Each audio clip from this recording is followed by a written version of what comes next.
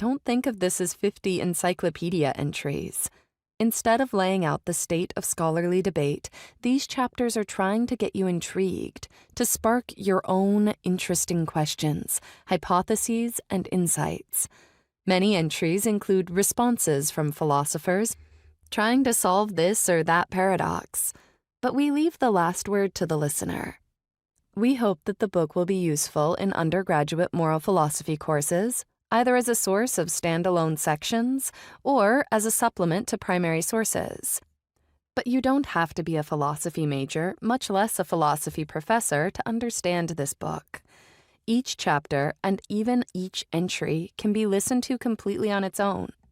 That said, we have tried to note some of the more important connections between different entries, and we have tried to give the book a kind of thematic arc. We start, Chapter 1, with the most wonderfully simple theory of them all, utilitarianism, which says that we should always do what promotes the greatest happiness for all.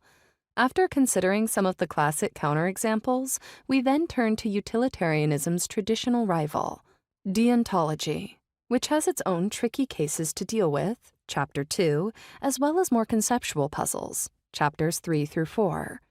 The middle of the book adds in a little of that human touch, partiality towards loved ones, Chapter 5, and the components of a good life, Chapter 6. From there, we embark on an adventure into more abstract issues having to do with the logic and psychology of morality, tragic dilemmas, Chapter 7, moral motivation, Chapter 8, the nature of moral responsibility, Chapter 9, and the significance of factual and moral uncertainty, Chapter 10. Finally, we turn towards the future, Chapter 11. Conscious robots, the end of humanity, and the kind of world we should want for future generations.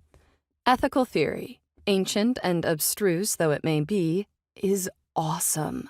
There are not many things in the world that are so fascinating and yet so close to everyday life. We hope that this book leaves you at least a little more fascinated than you were before.